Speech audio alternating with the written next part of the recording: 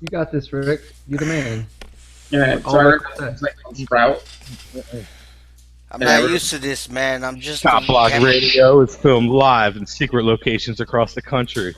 All co-hosts are innocent until brought in front of a man with a moo-moo. What's up, say. guys? What's Yo, going what on? up, Sev? How's everybody doing today? Doing excellent. How great. you guys doing today? I'm doing Hey, what's great. up, Brian? It's been an awesome week. Exciting show tonight. We got tons of like excitement happening.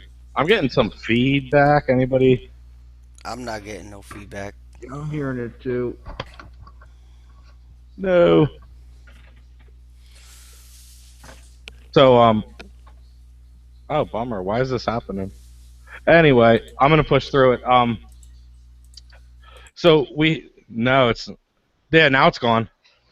All right. Now it's I had mine on studio by accident. Sorry. all right, good. Thank you. That's funny because we just went through like a half hour of pre-show just talking and goofing off. Yep. We thought we had all of our sound straight. That's what live radio is good for.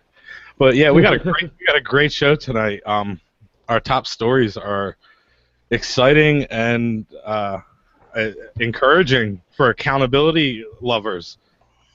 So I want to start off the show by asking who's talked to any cops this week. My name is Severin Freeman. I'm from Lehigh Valley Copblock.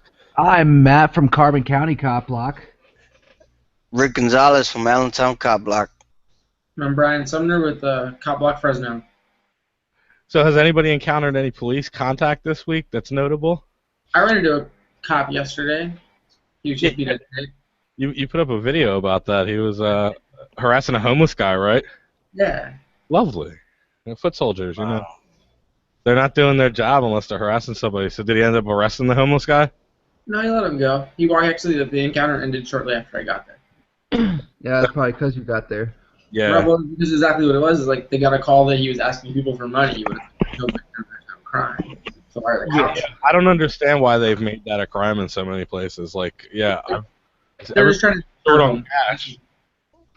criminalize homelessness. Fresno has a really extensive history of persecution of the homeless, and there's this activist here named Mike Rhodes, and he just wrote this really great book called Dispatches from the War Zone.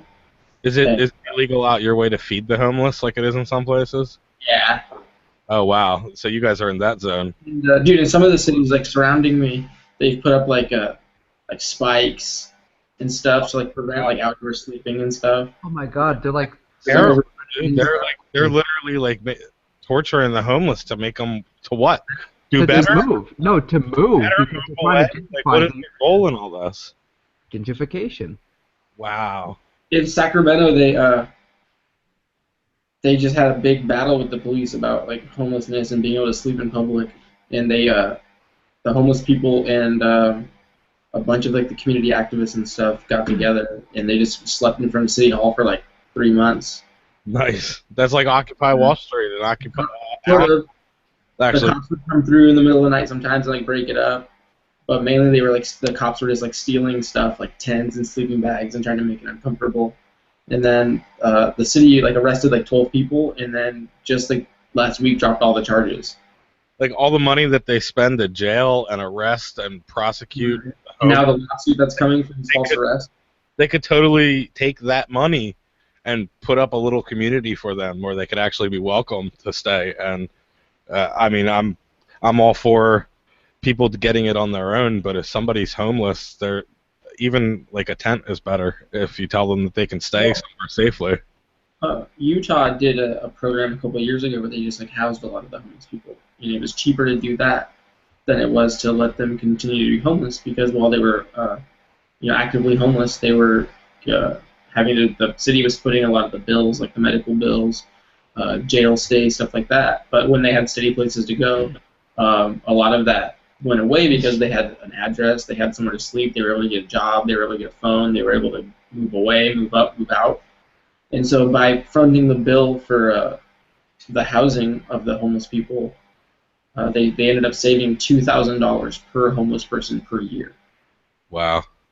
Like, to me, if government should play any role in our lives, that should be the role. It should be to help people like that, to not have to be a strain on everyone else, to not have to be on the street, to not have to be like that way. Like if I were to agree with my taxes going to any cause, it would be that. Yeah, absolutely. No, I understand the sentiment behind that, but like I just can't get behind like any government intervention or anything to have a standing government in general. Yeah, I mean, but when I turn on the news and I see a report about like the $100 million worth of missiles that we just dropped somewhere, it's like I really feel like throwing something at the TV. Like, really? We have somebody sleeping on the street the next town over. Like, you're dropping bombs? Like, you should be dropping houses. Like, knock it off. Right. I don't know. Who else has had any contact from the police this week? I've had some fun this week. Yeah, I know I haven't had any, but man, you and Rick kind of went through the ringer this week. It's been an interesting story, but I would love to hear you guys talk about it. Yeah, Rick brought a video to me. He was out walking home. Go ahead and tell us real quick. We're gonna be soon. So just briefly tell us about what happened. Well, when you were... I'll just say that day it was a beautiful day, and I decided to go out for a walk with my girlfriend. And on the way back, some safety and maybe laws were broken that I witnessed on my way home from work. Not work, sorry. Out during the day, and it's cool. You were walking along, and you saw from what the video showed. You saw a cop talking to a bunch of young kids. Like, the kids were probably 10 years old and younger. yeah. They weren't teenagers. They were real young kids. They were all on bicycles. Cop was talking to them. No business talking to them. Leave them alone. So you approach, you just film, so that there's a record of the harassment that this cop is doing. Yeah, that was unexpected because I was chasing him for one reason. That was some vehicle violations. He was wearing no seatbelt and not making complete stops and stop signs. And this is a neighborhood where there's kids out, so I was concerned about that. He pulled him out. He started acting like a dick, and he started the interaction with you. That's the funny thing. You didn't even call him out on anything. You were just filming. And Yeah. he had to start to try to bully you in front of the kids. And then you called him out on being on a cell phone, which is illegal, and for not having a seatbelt on, which is also illegal in the state of Pennsylvania. Yep.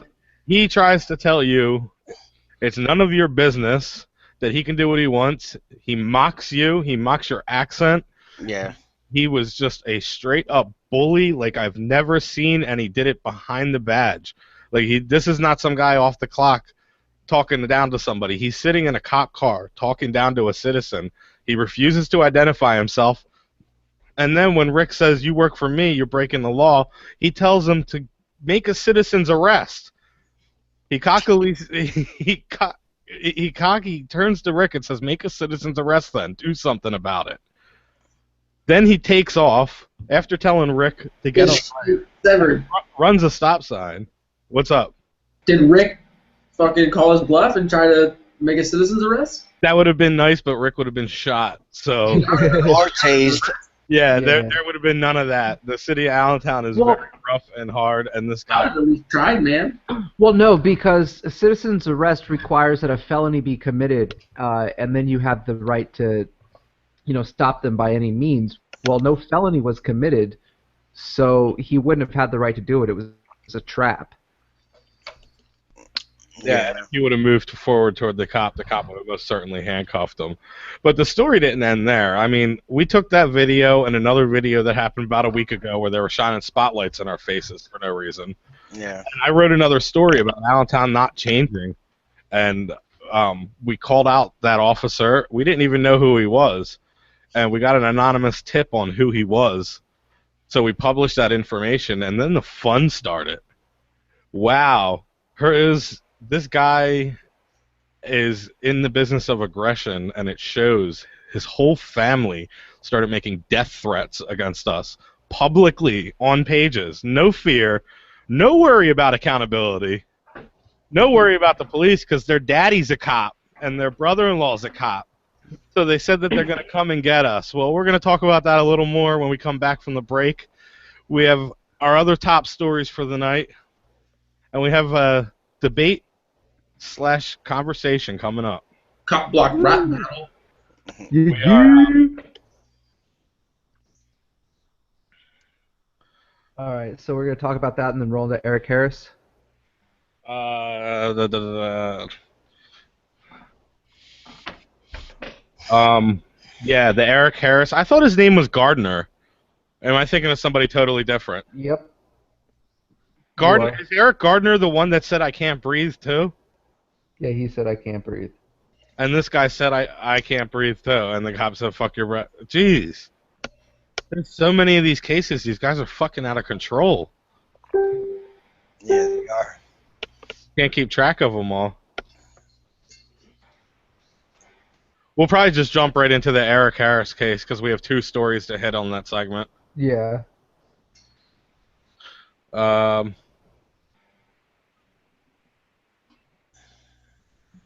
love your screen name, Brian. What, Brian Does Drugs? Yeah. That was an accident, dude. I was gonna start a YouTube channel where I did drugs and just like kind of like self-ownership, fuck the drug war podcast kind of stuff, but like actively did drugs in it as well. And then I just realized like drugs are really expensive, man. Like that probably wasn't gonna be a realistic endeavor right now. But I changed my my thing without realizing that it would show up on my email address and stuff. So now I'm stuck like for X amount of time until I can change it back. But, so I never email anybody from this account anymore. That's funny. Now I do all my correspondence through the Copblock email. Because that shit's fucking, because I can't change it back.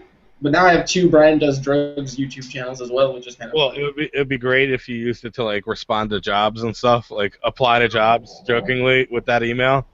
Right.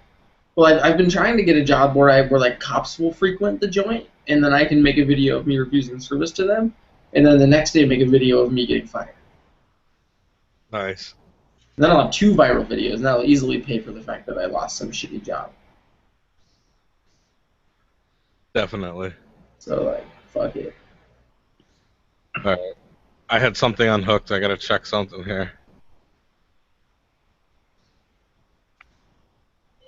To call at Can you hear it? 800-874-9760 or visit us online at rrbi.co. The 3 most important things you can do for LRN.FM are 1. Let your friends know you're listening to LRN.FM on your social networking profile. 2. Buy the things you buy online through shop.lrn.fm. 3. Give $5 a month to the AMP program at amp.lrn.fm. You likely buy all kinds of things online. Amazon is the largest online retailer. You can get what you need at the same great prices, and LRN gets a cut. Please do your online shopping at shop.lrn.fm. Why did you move to the Shire? I moved here to the Shire because there's other people around who take liberty just as seriously as I do. I moved to the Shire because I saw videos of people challenging authority and thought that I could get support myself. It called to me, like, do this, right now. I wanted to be around people like me who got it, and once I got here, I knew there was nowhere else that I wanted to be. I've always wanted to change the world, so I moved to the Shire to join people who were actually working towards doing the same thing. The people here are awesome, loving, and positive. It was for the adventure and for the feeling of something important is happening here, and I just wanted to come to sort of be part of that. Visit ShireSociety.com to read and sign the Shire Society Declaration and learn the reasons why, if you love liberty, you should immigrate to the Shire. Plus, add yourself to the Shire map at ShireSociety.com. That's ShireSociety.com. You can connect with the Liberty Radio Network via our Facebook page at facebook.lrn.fm. That's facebook.lrn.fm.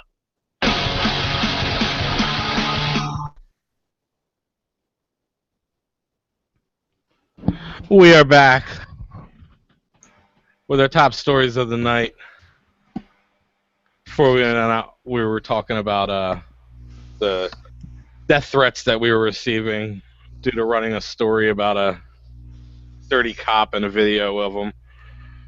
It's just ironic to me, guys, that I don't know if you guys have ever experienced this, but to me, my opinion is it seems like these cop supporters and the people that are fanatical about police seem more dangerous to me than any criminal that could be out there. How do you guys feel about that? Go ahead.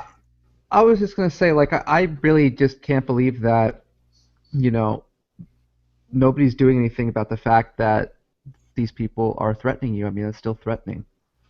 Like, Yeah, I didn't. I thought at first I did make a big public post that I was going to go file charges and teach these people what the state that they love is all about. And after sleeping on it, I decided that I did not want to be responsible. I don't want morally to know that someone's life was ruined because of me. I don't want to be the one to have to prove that point to them. So I just decided that the public humiliation that they've endured is enough. So I'm just letting it go. But the public threats are out there. I mean, if the police see a crime, are they not obligated to stop that crime or investigate it? I mean, that's what they're supposed to do, but we all know it doesn't happen. Well, the threat is screenshot, and it's at the top of the story that's been shared on their public Facebook page like 100 times. So, not by me, by people that read the story. So, they know that it happened. I'm curious if they did anything about it. I'm sure they didn't. They went into PR mode right away. Right. So, anyways, now that we've, really talked about that, I think we should talk about, Tulsa County ex-sheriff Bob Bates.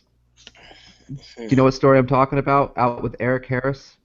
Yeah, this is more famously known as the guy that was running away on video and got shot in the back numerous times by this guy, by the sheriff.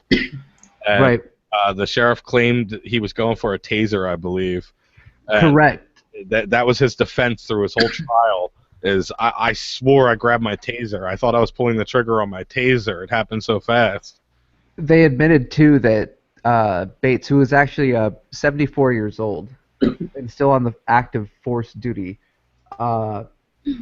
was sleeping and nodding off in his car right before this happened. So they claimed he wasn't alert enough to be able to perform his job properly. Well, the investigation not only showed that. I looked into it. It said that he actually couldn't pass some of the regular tests, the physical and the mental and all the tests that a cop has to pass to be on the force. They lied and said he passed these tests that he was failing. Right.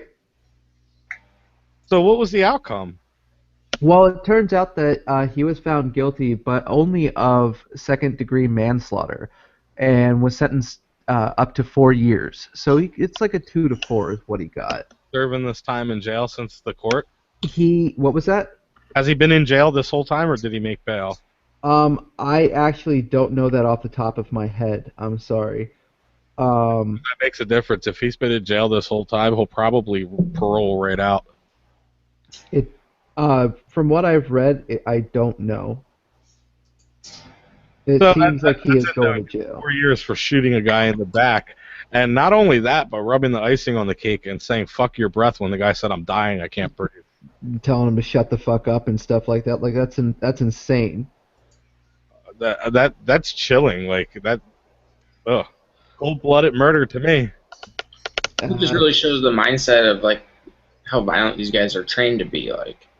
Or if they're not trained to be, at least how, like, the escalation of like, your individual violence. Like, well, I got away with it, so now I get away with this, and then now they're getting away with murder. Yeah. And now not every single one is going to get away with it, because, like, then you can't make the argument that it's a police state, or, like, that it's just a few bad apples. Like, well, this guy was in trouble, he definitely murdered that guy, so he went to prison. The conviction rate's somewhere around 1% right now for cops, so this is one of the 1%. They we got justice on one, I guess you can say. A cop got a conviction. I doubt it's not even justice. Yeah, I mean, We're all just forced to pay for this guy to live in a cage. Yeah. The family isn't made whole for the victimization. Like, the damages are never like, addressed. Someone just ends up in a cage, and everyone else is collectively forced to pay for it by all the guns that this guy used to point at us. You know what? Actually, speaking of that, why don't we jump on over to Cleveland, Ohio? Speaking of needing to pay for something, the community. Yeah, right? That's who pays. Good. Yeah, you wanted to bring us into that? Yeah, absolutely. I mean, it's right on point. $6 million settlement was just basically reached in the Tamir Rice case. So, and if you remember, the officer was never charged for that, but the city agreed to $6 million.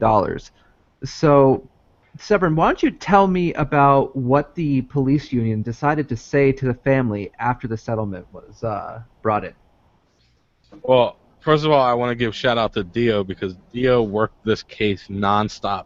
Dio is in jail right now for filming police unjustly being held. But this case was so close to him. He lives in Ohio, and he fought. He was at the protest for this. He met the family. He met the sister. He was really fighting for this case. So now that the family has $6 million, I hope Dio can hear about this story from jail and feel some sort of comfort over that. Absolutely.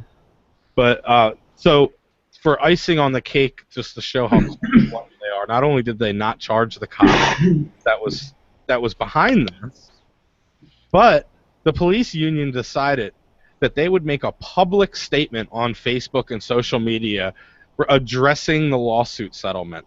And what they said was so in bad taste, so disgusting, that the public has been crying out, demanding some sort of justice here, some sort of somebody needs to be held accountable. Public apology. Yeah, public apology, but it's just a joke. I mean, these people feel how they feel. There's just nothing but utter contempt for the public. Well, do you have what it says? Yeah, I'm actually looking for that right now. I thought I had posted it. Here, I got it. It says, "We have maintained from the onset that this has been an absolute tragedy for the Rice family as well as our involved officers and their families. Our hearts continue to be with them. We can only hope the Rice family and their attorneys will use a portion of this settlement to help educate the youth of Cleveland in the dangerous association with the mishandling of both real and fake firearms. Something positive must come from this tragic loss. That would be educating youth and of the dangers of possessing real or replica firearms. We look forward to possibly working with you and the Rice family to achieve this common goal." Ridiculous. Absolutely ridiculous. They killed... Ohio's an open carry state, too, so it's not like having a gun or anything. Oh, my God. We're going to talk about this more when we come back from the break. But I was just talking to Matt about this before the show. This is just absurd. This is the world we live in today. This is just scary to me. Well, this is just like the cops wearing "We Can Breathe" shirts after they choke Eric Garner to death. Yep, absolutely. That's all right, commercial. That's a good point. Already gone?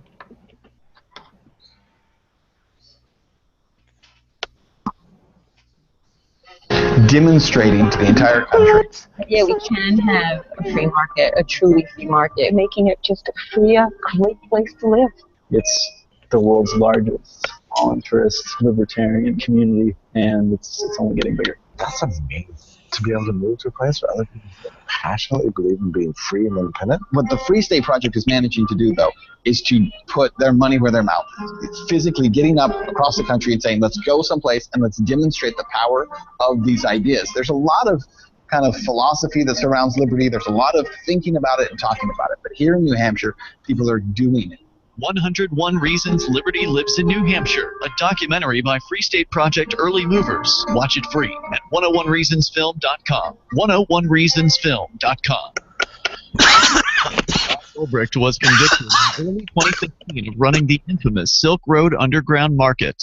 The Silk Road was a gift to humanity and helped reduce the harms brought on by drug prohibition. For this good deed, Ross has been sentenced to life in prison with no possibility of parole. Now, an appeal is Ross's only chance, and he needs your support. Please visit freeross.org, where you can contribute via various methods, including Bitcoin. Visit freeross.org. That's freeross.org. There is no such thing as attention span, according to Jerry Seinfeld, who figures that people have an infinite attention span if you are entertaining them. Hey, he's kept us from channel surfing for several decades, and now he's making more millions as a Las Vegas headliner.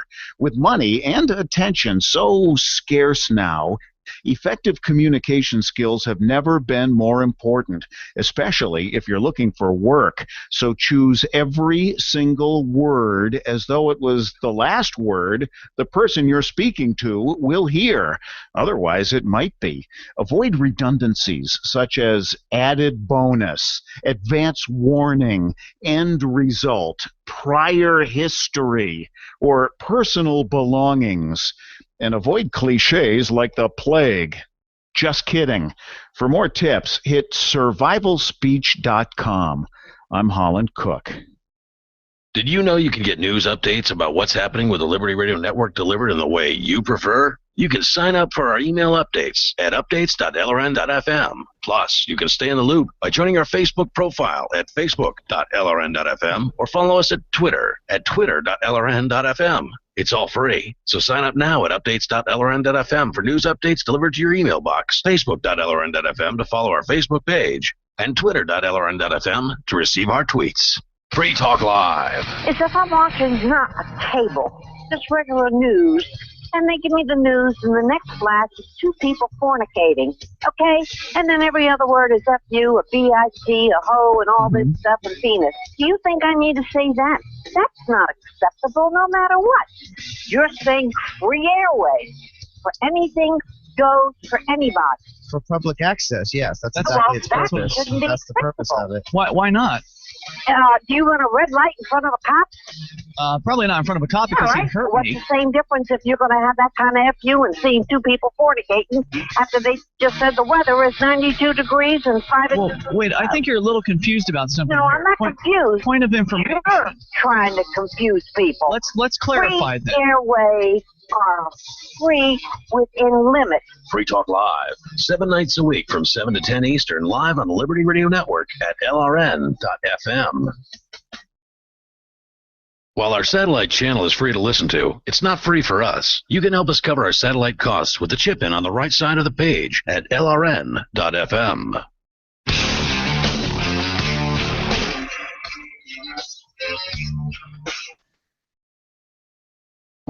We are back from our break. Matt, before we went on the break, what were we were talking about the Eric Harris, right? Yep. And the bitch-ass Ohio district attorney who thought it, or police union, who thought it would be appropriate Attorney, police union, the worst kind of people. to recommend that the Rice family donates to childhood firearms awareness. Unbelievable. Maybe the Rice family should donate to proper police assessment training so when they roll up on a 14-year-old with an airsoft gun, they don't just kill him 2 seconds later. Totally, and it's sickening to me. Like I was saying before the break, this is the world we live in. This isn't the world I grew up in.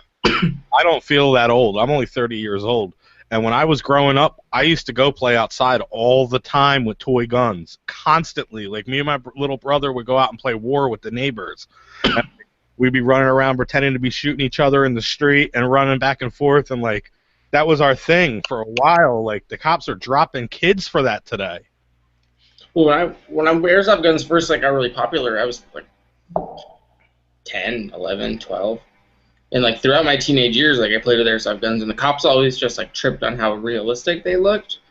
But like never once did they mention anything about like shooting us over them. The training changed between then and now. They started telling them that everyone is a danger. Everyone is going to kill you. That's what these people get drilled every day of their career. Right. Everyone such bullshit. is there to kill you. You don't get to sign up for a motherfucking job where you assume the dangers, right? And then kill somebody who's a child or who's unarmed, or you don't get to beat the shit out of people and just act like a thug, and then at the end of the day you're like, my life, I feared for it. Nowhere else in our society is that okay. Even the military, who we also call heroes, who are out there. If we heard a story about a military officer shooting a group of children because they were playing with guns, we would feel disgusted. Like the fire department isn't going to let your house burn down because it's scary. Exactly. Right.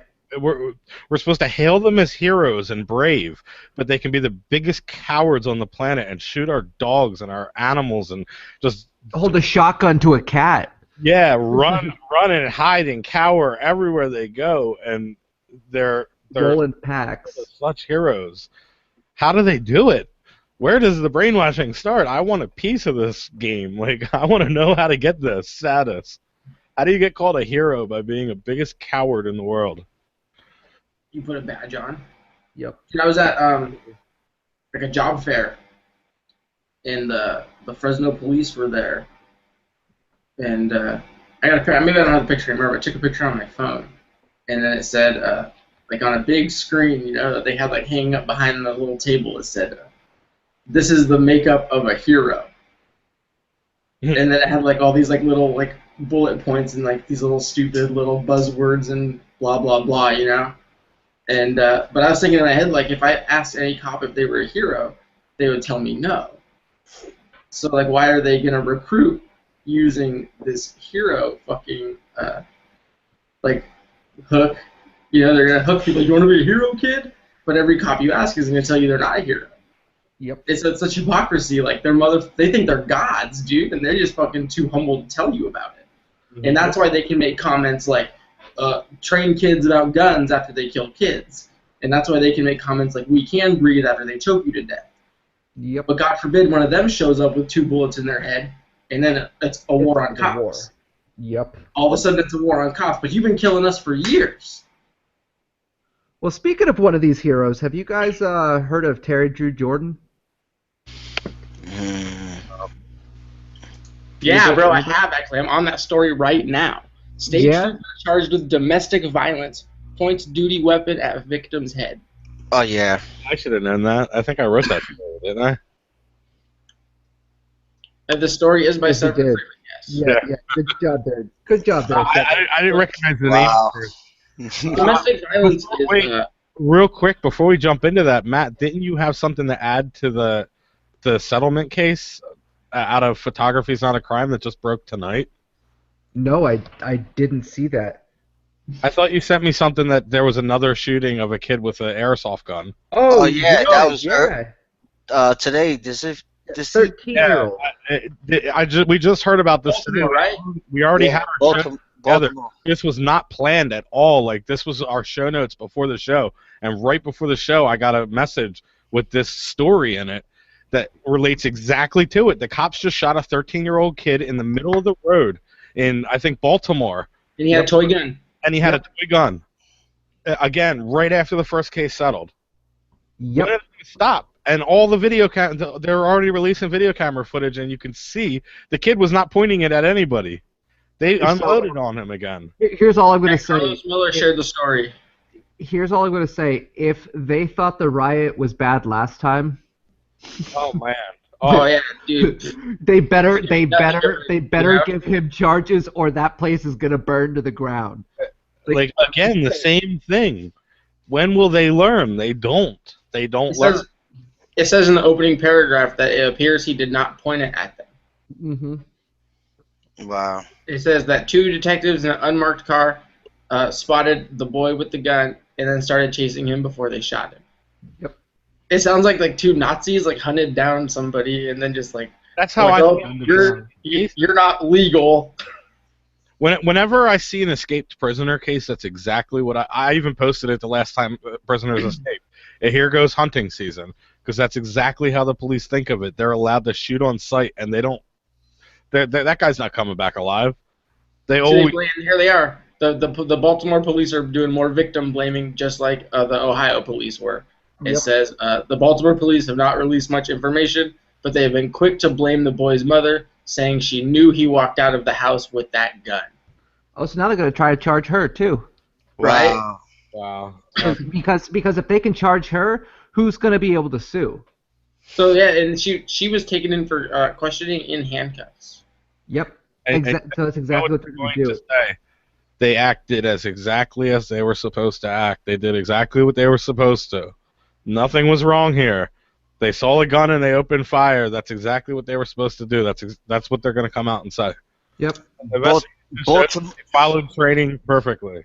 Baltimore Police Department is nothing but filled with murderers.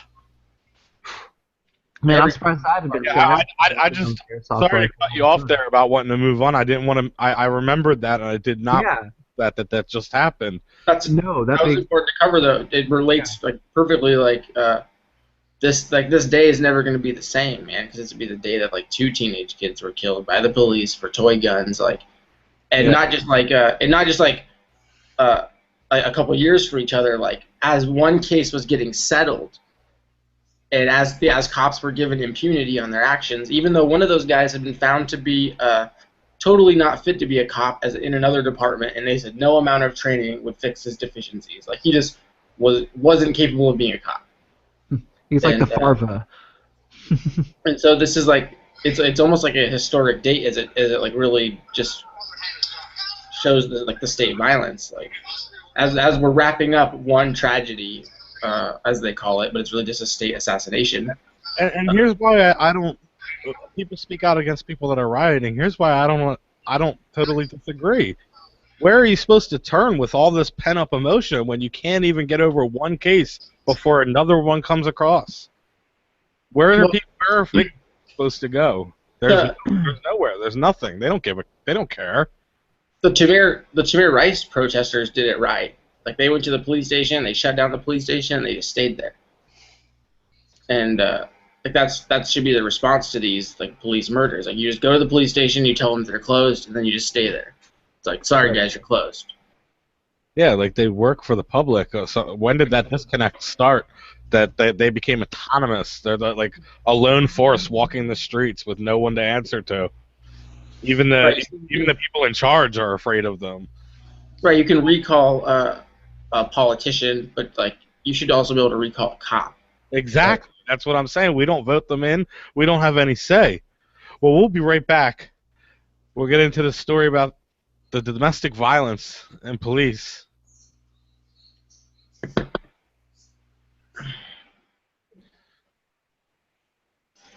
That was like one hell of a hard stop.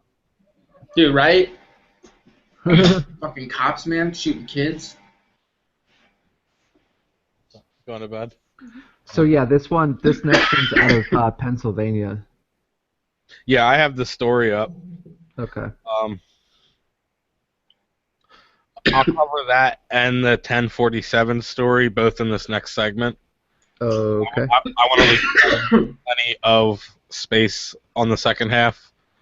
Yeah, I agree with you there. If need be, we'll drop something, because if we're just talking and it's good, we'll keep going. Right.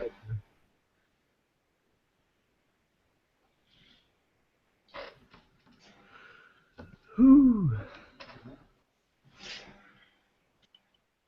This is a good segment, though. Good show. Yeah, it's a packed show. It's a shame though, because when we have a good show, it means that there was a really bad news week. Yeah, absolutely. We have a lot to talk about because it was just so horrible. When we have a slow news week, there's not a lot happening. Yeah, that's true. But that's good. Yeah, it's one of those double-edged swords. I would much rather have a bad show because we don't have a lot of content than have that going on. With your more original content. I'm gonna play a commercial for a minute. Okay. You can have LRN.FM running around the clock, and you can even add in your own local shows. Building a radio station is simple, but programming isn't. That's where LRN.FM comes in. Learn more at broadcast.lrn.fm. That's broadcast.lrn.fm.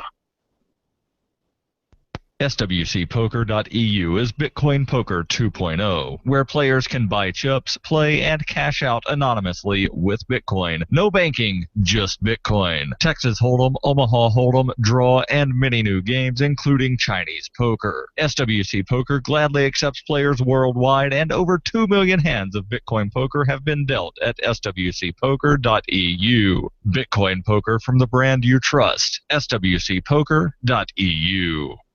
The 3 most important things you can do for LRN.FM are 1. Let your friends know you're listening to LRN.FM on your social networking profile. 2. Buy the things you buy online through shop.lrn.fm. 3. Give $5 a month to the AMP program at amp.lrn.fm.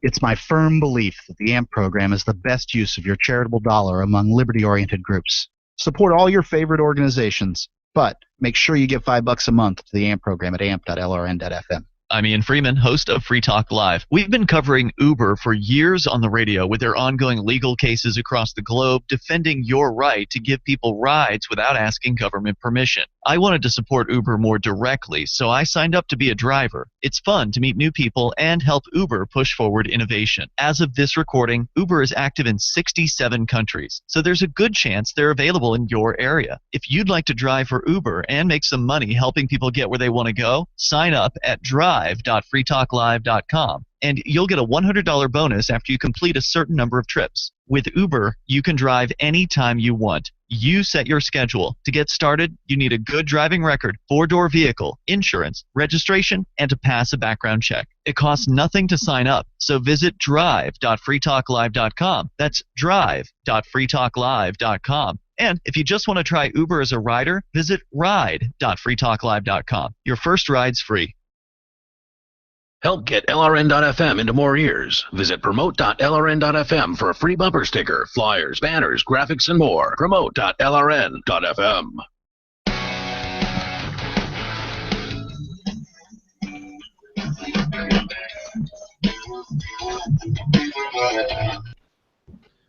We are back. This is Severin Freeman from Lehigh Valley Copblock.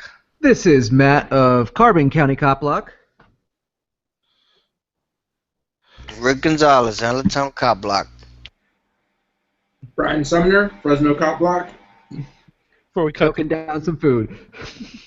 Before we cut to the break, we were talking about a state trooper in Pennsylvania. Or were we finished up with that last story?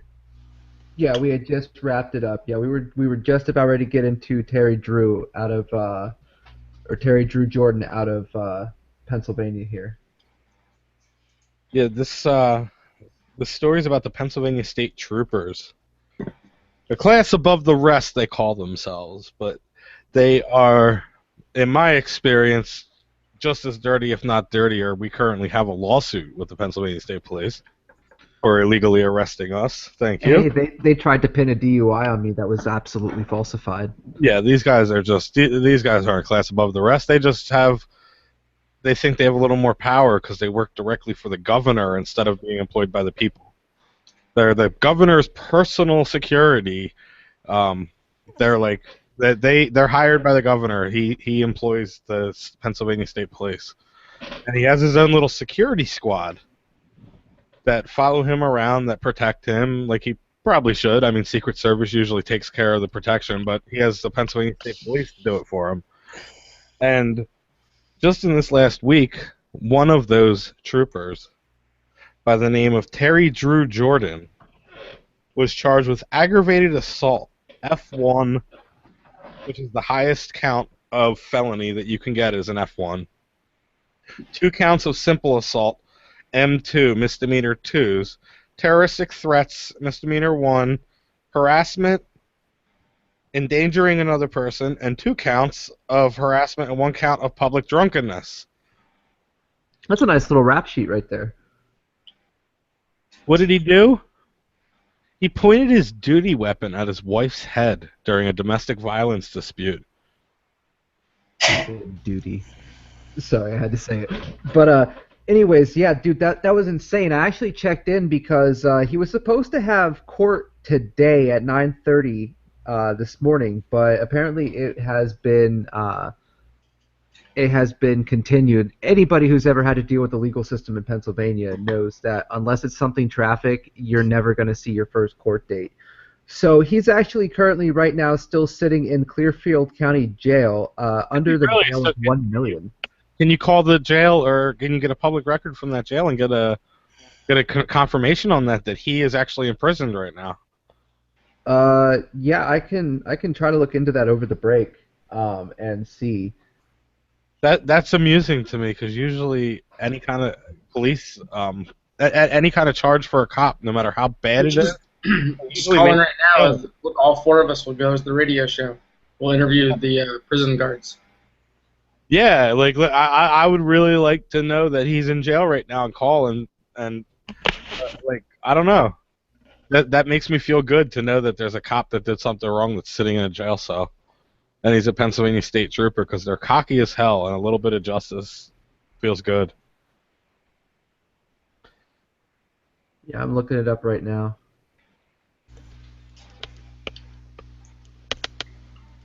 Really, this is an isolated incident of domestic violence, though.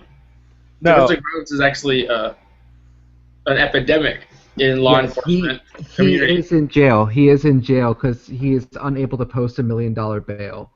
So he can't be reached for comment by anyone. I guess the wife isn't willing to put up their house because she's the one that helped press the charges. She's the victim in this case. I'm eager to see how that plays out. But yeah, like Brian was just saying, this isn't an isolated case. There's been actually, I think numerous authors at Copblock have written about this. This is just my take on this one story, but I believe Lori did a story at one point. This is like the second domestic violence case, story on Copblock like this week, I believe, or maybe like the past week. Exactly. There was a whole big long story done not too long ago that we touched on a few weeks back about a police wife crying out, and she wrote a whole long letter about what it's like to be a wife involved in a domestic violence situation and how it's like every one of these wives around her are also in similar situations. Hey Rick, didn't we cover that exact story on our Monday night show over on Cop Blast podcast? Didn't we cover that? Yeah, we did. What are your thoughts on it? What's that? This story, or what are you talking about? The other one? The other one. That would be the domestic violence one, right? Yeah, about all the domestic violence and how it's an epidemic. Yeah, it's starting to grow. We're finding more and more stories about it. It's getting pretty bad. You know, this one we just talked about is bad, and it's just it's not getting bad. It is bad. It's just bad. They don't even charge them with domestic violence when they show up and they see a fellow officer involved. It's considered to be a totally different charge. It's not normal domestic violence. It's officer-related spousal something. A lot of it isn't even reported because the spouse understands like homies are just gonna show up and be like, eh. Yeah, I mean, I'm lately since I've been looking into this more and more how bad this is, I don't get as aggressive with some of the cop suckers and some of the trolls that are police wives because I'm looking at where that hate is all coming from, and it's their home. Like they're getting beat on at home, and we're exposing them, and like they just can't handle it coming from every angle. So, like we're exposing what is true about their lives that they try to keep hidden, which is that their spouses are violent assholes, and that they don't like it, so they come and troll us. And I kind of feel sorry for them. They like have Stockholm syndrome. Honestly, they've been beaten down with this mentality for so long. That's kind of why I chose not to pursue this legally with the threats against us, because these kids been through enough. Honestly, the dad did a number on them. Yeah, Officer Mike Baltimore might be beating his damn daughter ass right now. You have no idea. You have no idea. So, anyways, why don't we jump to Southern California? You know what's going on out there, Severin? Not quite. Let me tell you about what's going on. So, multiple counties and police departments in Southern California have been granted or are seeking FAA approval to deploy drones in response to crime and rescue situations. So they're already deploying drones, kind of like North Dakota, who got the go last November. Now they're wanting to deploy drones to just dispatch automatically to crimes. So now you're gonna have cops just flying drones around. Because now once they get the approval to have them up, they're just going to fly them around to patrol. Well, the technology is there that they don't have to physically fly them. We have things that you can throw up in the air and it'll follow you around. That's true. So, I mean, this is to me, this is only the natural progression of the technology, is that the law enforcement is going to start to use it too. Yep. But it's scary to me that there's no regulation for them right now. And we touched on a story a few weeks back where they're using drones in flybys and doing VR simulations. Yeah. In people's houses. Like, they're using all this new cool recent technology to bypass any kind of warrant or any kind of need to like ask somebody permission to spy on somebody. That's gone when you have a drone hovering above, or when you have like a security camera on your corner. That's gone because they could just monitor you all day long. Yeah, That's exactly what they do. In Fresno, they just installed like counter sniper technology, and So in Fresno, is a sniper a really big issue out there? Do they have lots of snipers? no, but there's a lot of gang violence, so we have a lot of like gunshots. So the counter sniper technology will detect gunshots, and then will pinpoint the location for the police, and they can respond. And like some guy discharged his gun in his backyard, I guess, a couple weeks ago, maybe, yeah. And I don't really know the whole details. Like the cops showed up and they like took him to jail and took all of his guns and like a bunch of just like it seemed kind of strange. What are these? Are these like sound listening devices that can pinpoint because of where they're located where a sound is occurring? Yeah, this is like a military technology that was like used in Iraq. What prevents them from pinpointing on normal sounds, like say conversations? I don't know. Maybe it's like we all know that they'll use it if they can. Right. Well, Fresno has all kinds of like Big Brother tools, and we have Beware, which is like a social media tracking, internet tracking type of program that compiles lists of like all your purchases and like basically any public information that like companies will buy and sell. We'll be right back. We'll be right back with more of this. Sorry, I let you talk right up to the end. This is our long break. This is our long break. Yeah, like, dude, I always see the Fresno stories, and I'm always thinking, like, you don't have enough people out there, because I constantly see stories out of Fresno.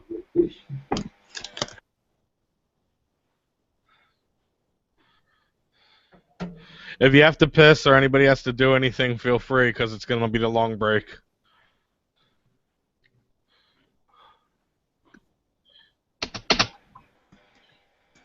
Of Liberty Radio at fppradio.com and the monthly newspaper, FPP News, at news.fpp.cc. Find FPP online at fpp.cc. That's fpp.cc, as in Creative Commons.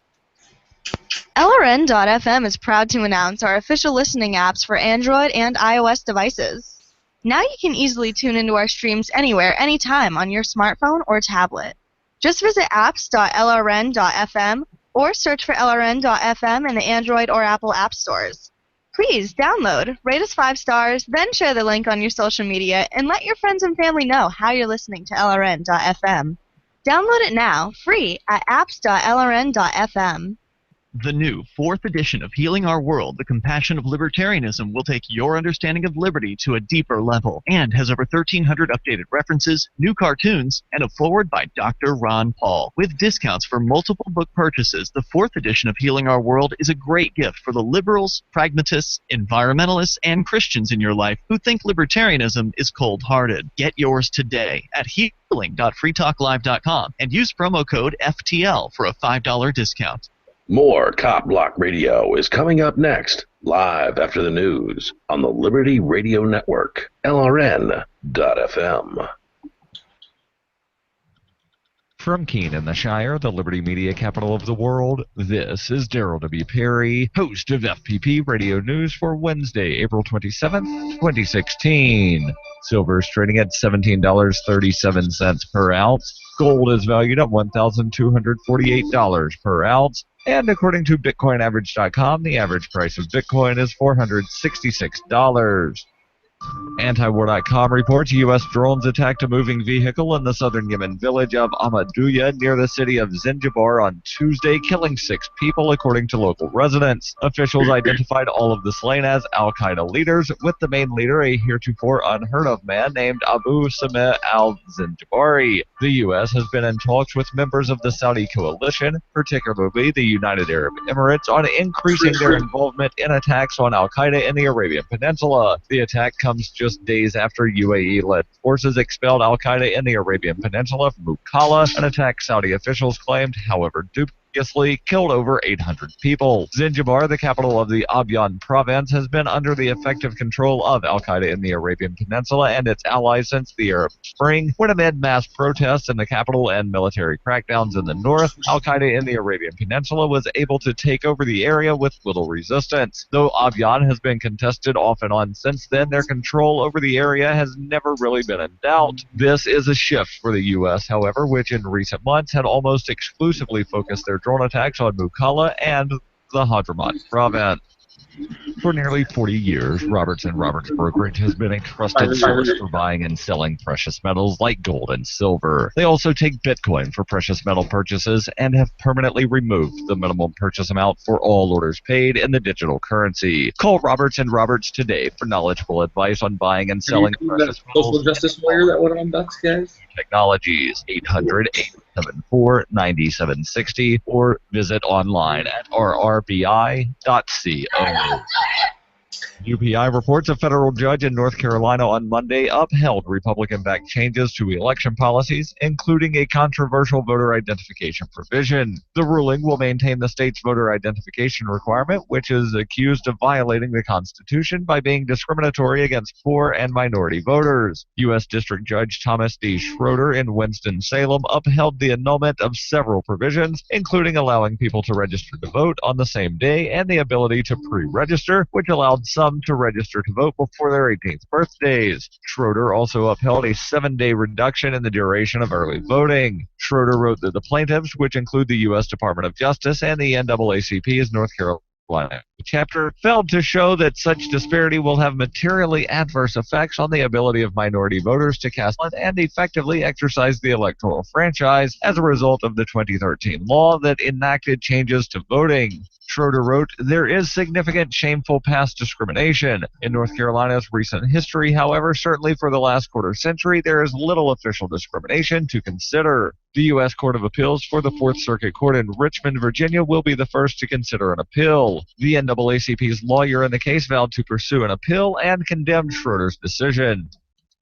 If you're fed up with the government running every aspect of your life, but you're not listening to the Lava Flow podcast yet, what's wrong with you? Go right now to thelavaflow.com/listen. The Lava Flow podcast, channeling the flow of information to the libertarian, anarcho-capitalist, voluntarist, and agorist community. Subscribe today using any podcatcher at thelavaflow.com/listen, or go back to sucking up to the government. The Lava Flow podcast, striking the root every episode.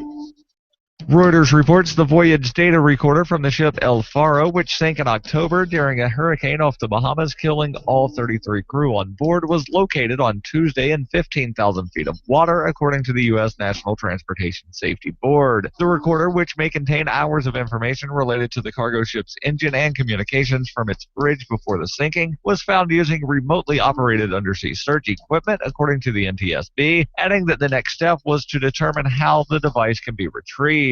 The 790-foot El Faro went down off the Bahamas on October 1st while on a cargo run between Florida and Puerto Rico. It was the worst cargo shipping disaster involving a U.S.-flagged vessel in more than 3 decades. An earlier effort to find the recorder was not successful. Federal officials put hearings on the disaster on hold after 2 weeks in February, hoping that another search could retrieve the device and produce more detail. This has been FPP Radio News, online at fppradio.com. According to a study released Thursday by the Princeton University Department of Biology, this local 2-year-old woodland chipmunk has crafted a far more secure and dependable plan for the future than 8 out of 10 Americans. Reporters spoke to citizens to get their view on the study. Clearly, this chipmunk is pretty impressive. I mean, he wakes up every morning and says, "I need to collect acorns and berries for the winter." He sets goals for himself and he gets it done.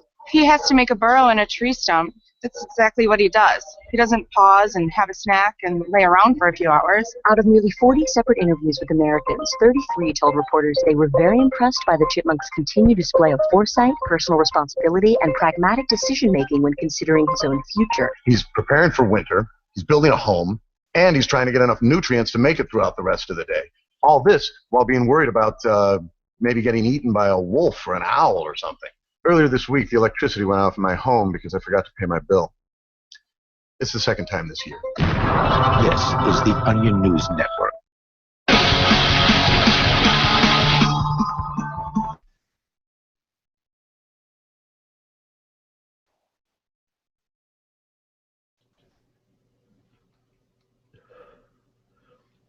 Hello, everybody, and we are back with Copblock Radio.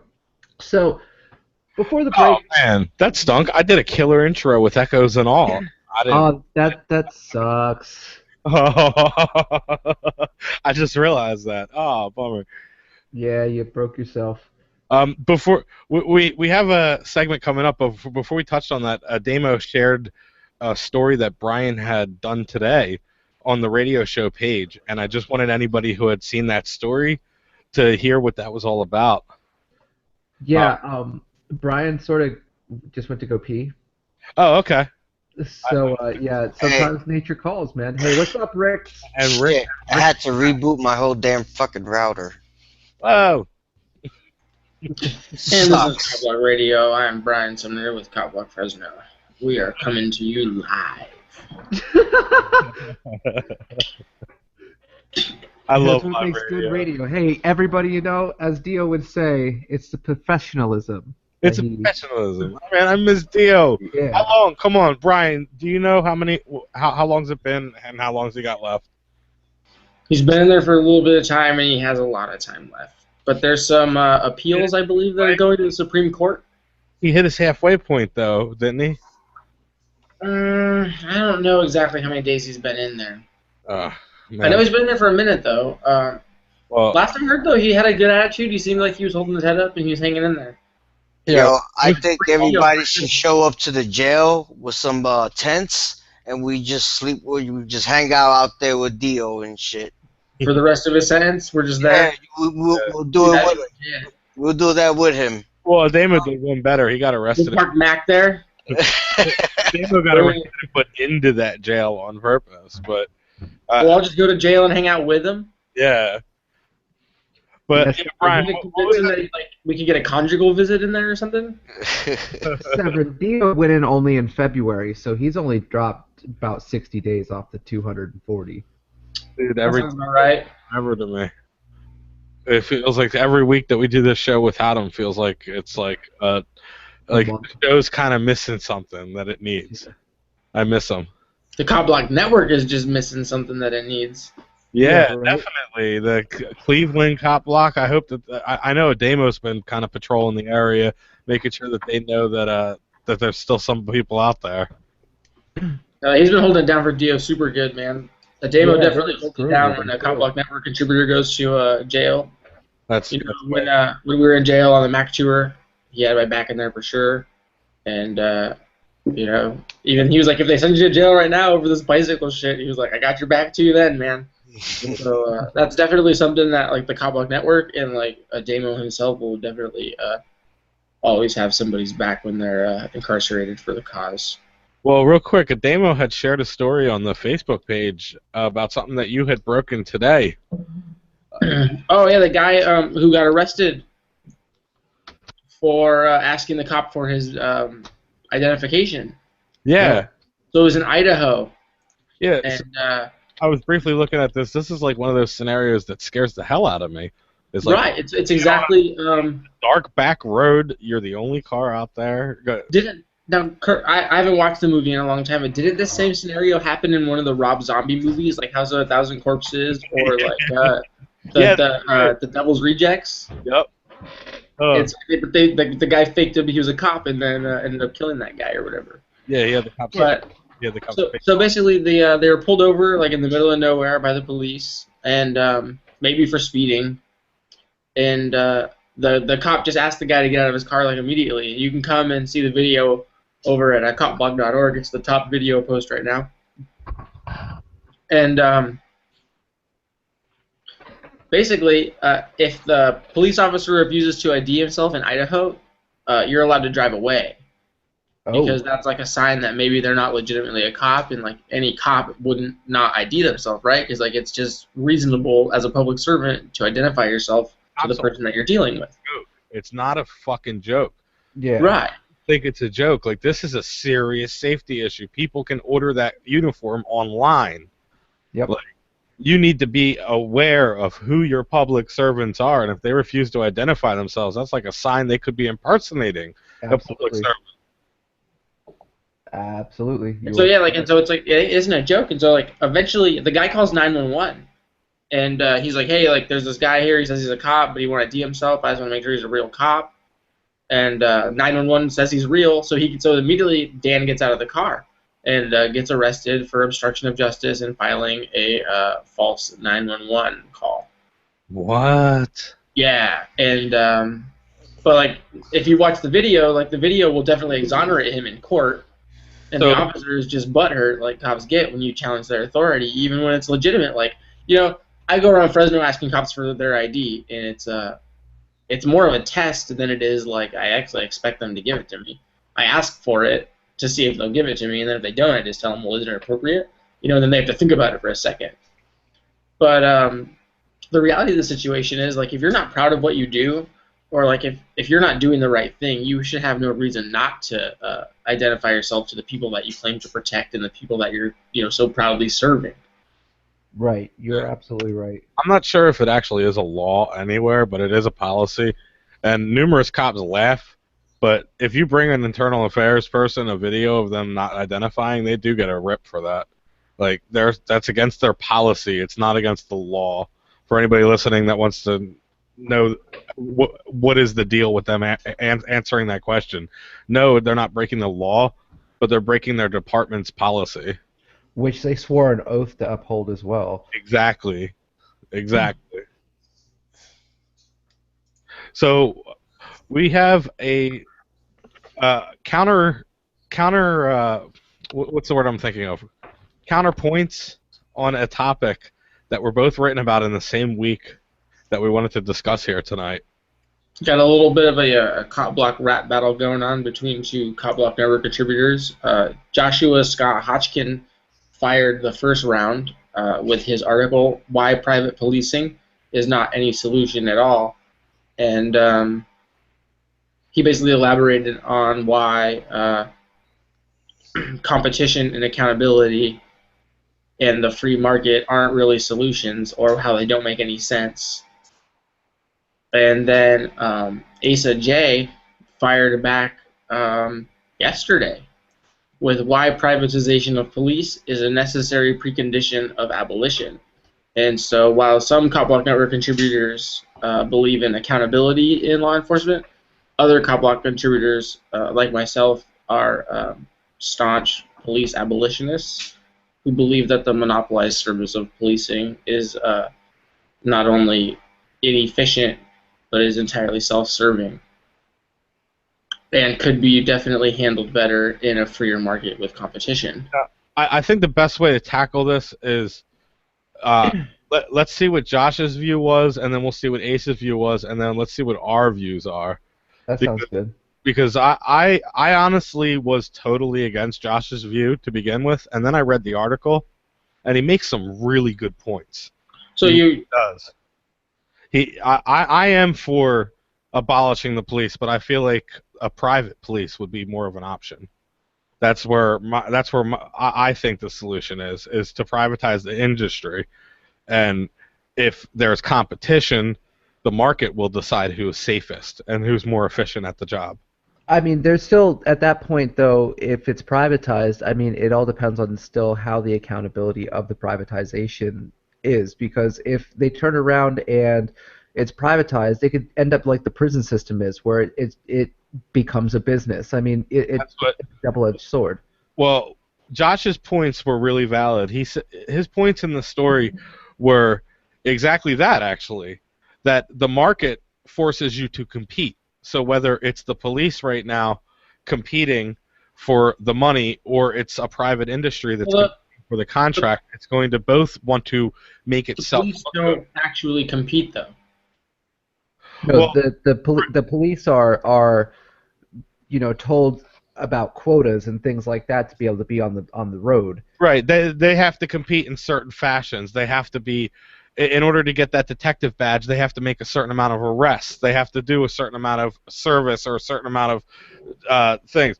Well, we're going to come back with this debate and with both stories right after the break. Copblock Radio. Perfect timing. Shit. Yeah, I was hoping to come back during the break and not on air. This is gonna be a good. Sorry, gonna be a good second half of this show. Fucking RCN sucks, man. Yeah, dude. Like that's one thing I don't have to worry about. I know my internet connection is like steady as hell right now, and my fiance and her mom are upstairs watching Arrow on Netflix. Matt.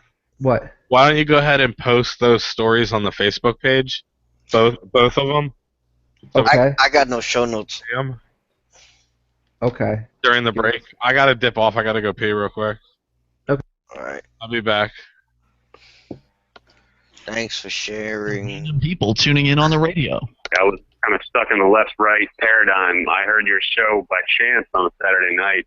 From there, I went on doing the Free State Project in the flyer. So, I mean, that's really the reason why I amped is because I know that if it wasn't for you guys being on as many stations as you are, I never would have found the ideas of liberty. Your AMP will directly change more lives by getting Free Talk Live in front of people looking for talk radio online and on the air.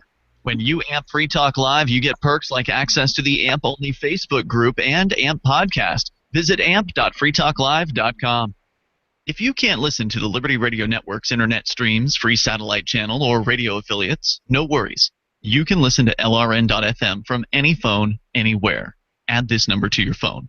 213-493-0309. It's a long-distance call, so make sure you're familiar with your phone's calling plan. The Liberty Radio Network listen lines are locked into our stream 24 hours a day. Call 213-493-0309. That's 213-493-0309. This is your Robertson Roberts Brokerage Daily Precious Metals Update. In early trading Wednesday, gold is $5 higher at $1,248 per ounce. Silver is 3 cents higher at $17.25 per ounce. Bitcoin is trading at $453 US.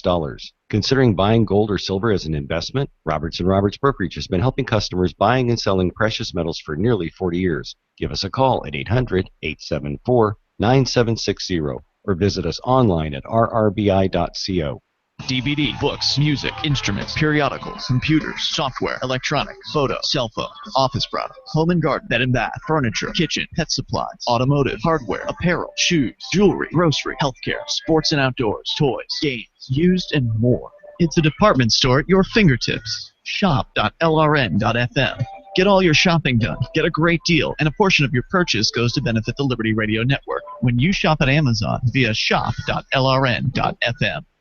Every once in a while, you get information that's worth changing your life for. This is one such time.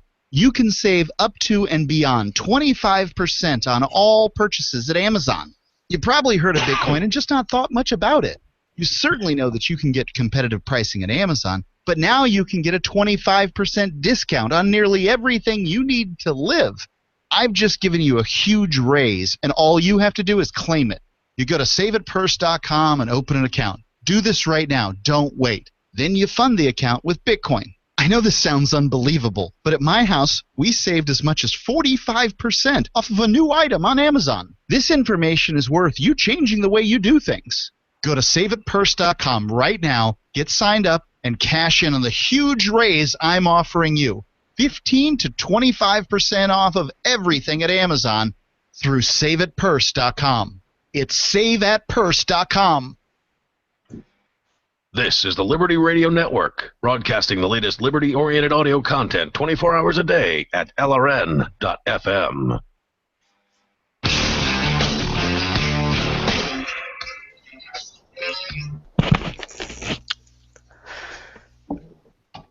We are back. Before we went to the break, we were talking real quick. I'm Severin Freeman from Lehigh Valley Copblock. Oh, hey, Severin. I'm Matt from Carbon County Copblock. Who else we got here? Hey, Brian. I'm Rick from Allentown Copblock. Hey, Rick. I'm Brian from Fresno Copblock. And this is Copblock Radio Live. Yeah. And when we're out there copblocking, we always make sure to wear our copblock gear from copblock.org/store. Get it all. Hey, you know what? All you got to do is go there, and you can have your own shiny badge too. Except for that one tells the truth, and it says it doesn't grant extra rights. Yeah, but people might think it does. Oh. They're real stupid if they do. Before we got to the break, we're talking about the topic of what life after police. What the world could be. What are our options, and why some things will work and other things won't. Josh's point was that privatized policing is not the answer. That in order to do privatized policing, there would be too much competition, and each company would be too self-motivated to lie, to do exactly what's going on here, to not hold people accountable, to cover things up, because that company would be motivated to succeed if it was in competition. Well, I mean, absolutely. That's just... You think about anything. Like I said earlier before the break, if you think about the prison system, think about just how bad that has gotten. I mean, the recidivism rate in prisons is something around the lines of like 75% go back within 5 years. So the reason why is because they don't educate, they don't, they don't pay attention to the things that they really need to do to rehabilitate, which has turned it into a business to, make money, which is what any business is. So long as that's how it is, if it transforms into police, that's how they're going to be as well. Then they will be looking for the things that they can violate you on because it's a business. And as businesses, there's bonuses if you do better and things like that. Now, civil forfeitures makes it a business. Right, but civil forfeitures right now is there's only one competing source. Civil forfeiture is no longer a thing, Severin. Last year, civil forfeiture was made illegal at the federal level. Well, all I know is I could drive past certain police stations and see Lamborghinis and Ferraris parked outside with signs like "Dare" stickers on the sign, and there's one that's actually up where I came from. There's a Ferrari parked right outside the police department with a banner on the side that says this was confiscated from a drug dealer, and they drive around town. Right. Well, if that's not civil forfeiture, that is impounding and it's asset forfeiture. Yeah, that's asset forfeiture. Yeah. I mean, it's the same thing. The police. It absolutely is. But the reality of it is, though, like Josh really points it out, that policing, it's not about security or protection, it's about enforcing laws. Being subjected to laws that are upheld by the threat of violence against the individual is wrong. It doesn't matter whether it's private or not. See, this is where I disagree, though, where he starts talking about you can't have policing without force. Well, that's kind of what we need them for, is the violent people, the actual dangerous people. If we have a peaceful community and everyone is peaceful, the first asshole who walks by with a gun can rule that community and run it and hurt people. Why? Why don't these people have guns? Because if they're totally peaceful, they wouldn't have guns. They wouldn't. If the community totally gives into the idea of peace, then there will be no self-defense. What makes you think that? Because if you're totally about peace, if that's all you're thinking about, you're not going to think about self-defense. I know plenty of people who have weapons for hunting, man. That's my Severin. My question is, how do you maintain the peace? But okay, even if everybody's armed, that's exactly what I'm saying. You maintain the peace by having select people that are willing to stand up and say, "I will fight for our community." Well, why can't everybody just have to be armed and say they'll fight for the community? Like you don't have to fight for the community. So you're saying that if I'm armed and a woman is armed and I go and I say, okay, I want her purse, and I go pistol whip her and beat her down and take her purse just because she was armed, no one else should intervene. No, people would intervene, and that's the point. And those people should have the power to intervene. But what's to stop this girl from shooting you? She's armed, right? No, I'm saying hypothetically, if I was too quick and she wasn't able to defend herself properly, why wouldn't somebody else defend her? To me, it seems like. Why wouldn't they? To me, it seems like the logic behind no security, no police, is that everyone needs to defend themselves. Well, there are some that can't defend themselves. There are some that are elderly that can't defend themselves. For whatever reason, maybe they can't hold a gun. Maybe they can't hold a weapon to defend themselves. Who's there to protect them? Well, at the same time, though, the mentality. So are you making the attacking argument? Are you making the argument that they should be protected by force, and that somebody should be able to violate me to protect them? I'm making the argument that if you were to initiate force against them, that they have a right to employ private security to defend them. Well, no one's saying that they don't. Well, hold up. Let me ask you this question, though, okay? So what you're telling me is that you expect the same mentality that we have now about people walking down the streets by themselves would transcend over to everybody being armed, because it wouldn't. If a criminal knows walking up that somebody is not going to be armed or has a very less likely chance of being armed, they're going to go along with the act of actually doing what they want to do. But if you go into it knowing, well, you know what, they're just as armed as I am, then they're going to sit there and maybe think about it, and maybe that crime goes down. They're going to plan a little better. Criminals are going to be criminals. That's my point. Criminals are going to do what they're going to do. And that's why it's so important to be armed. They're going to figure out a way to do it. So that's why it's important to take care of yourself. Like you shouldn't be relying on strangers for your own protection. You know, that's the. Right. Would you rather have the right, if somebody broke into your home, to wait for somebody to get there who is armed, or have the ability to be able to take care of it yourself? You're not understanding my point. Me personally, would arm myself and protect my family. But I'm talking about the person who's unable to. Why are they unable to? For any reason. Maybe they're unable to operate a gun. Maybe they're unable to. Maybe they're in a wheelchair. Maybe they have some kind of disability. Well, that comes down to the whole peace thing again, because if we're that comes down to the whole peace thing again, because if you're at peace with your neighbors, where Severin's going wrong is he's mistaking policing with security. Right. You know, he's mistaking the act of violence and the act of enforcing somebody else's rules. I'm totally for hiring a bodyguard and defending yourself because you are weak and frail or disabled. Abolishing the current police is what I think is necessary. But you're confusing a lot of Josh's points as right. I think a town should be allowed to hire private security to handle its violent people. Well, why can't an individual hire private security? Why does it have to be a town? And who's going to force you to pay for these security guards if you live in this town?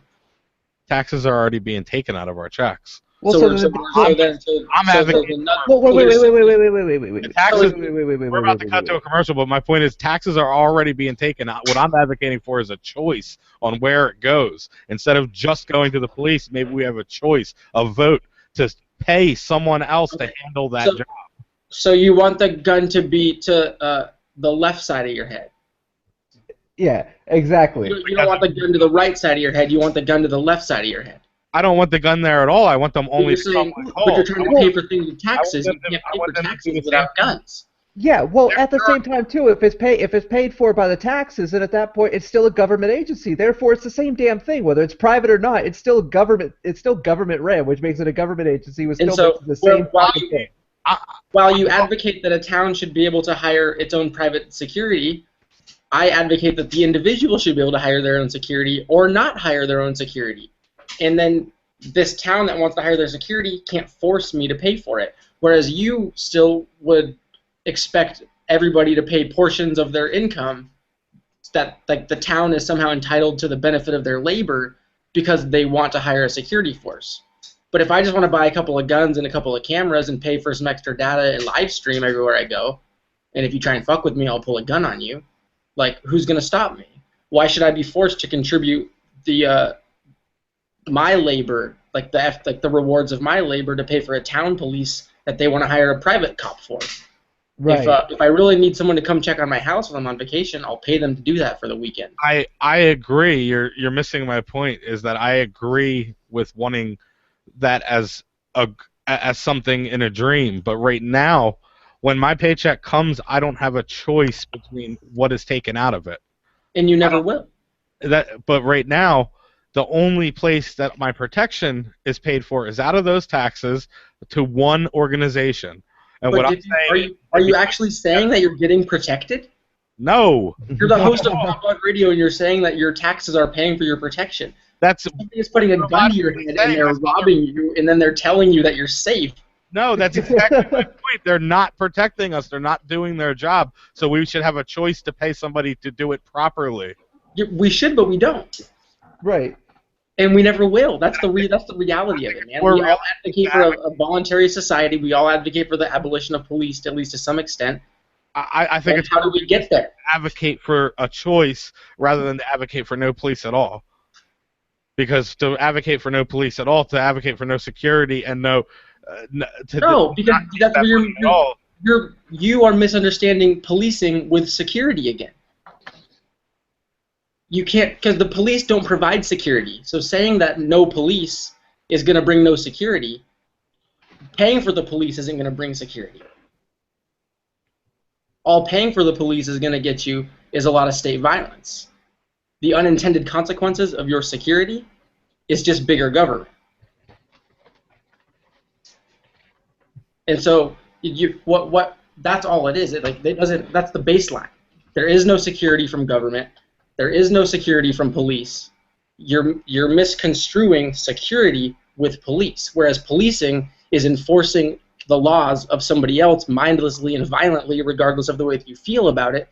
Security is taking the steps necessary to feel safe. But I think we're closer as a society to allowing a choice between what organizations police a neighborhood than we are to allowing for no taxes and no self-ownership. As a society, we're not anywhere near self-ownership. We don't have a choice in that matter. We've never really owned ourselves, man. Yeah. We've slowly gotten a longer chain. We've added a couple links to the chain. But you're advocating for serfdom, ownership, a society where you handle everything on your own, and that would be wonderful. But it's not somewhere that we're going to get to anytime soon. Right. Well, there are actual towns. But the reason we're not going to get there anytime soon is because grown adults are getting fooled on Facebook by memes. We don't have a thinking populace anymore. We have a corral of helpless sheep. We're back from our commercial break. We were talking throughout the whole break, so if you want to see that conversation, you have to go check out the YouTube video on the Copblock Radio Show YouTube channel. Yeah, this is definitely a good debate here tonight, guys. I'm trying to I guess my place in this argument is that I don't disagree with Brian, but I feel like if we have to make a choice, we should have a decision in that choice. If we have to pay, if we don't have a choice to pay, we should be able to choose who we pay. But here's my question. For the guy with the gun to your head just to shoot you in the left side of the head. You're not really you're trying to get this choice, right? But I'm not saying it's a good choice. I'm saying you want your taxes to go to education, or you want your taxes to go to private security, or you want your taxes to go to whatever they go to. But once the money is taken from you, where it goes is no longer your decision whether you drop a card in a box or not. Right, because it's not like you separate. A bomb drops in Iraq, and so that makes every single person complacent. Whether you're an anarchist, whether you're a minarchist, whether you're a Democrat, whether you're a Republican, the things that we buy makes us all complacent in the violence that surrounds us. And some of us, the four people on the show at least, and the Copblock Network contributors, we work to point out the hypocrisies in the system that surrounds us. Right. And so when you tell me that you want a choice in where your taxes are going, I just think of I'll take the 45 to the head instead of the 9 mil.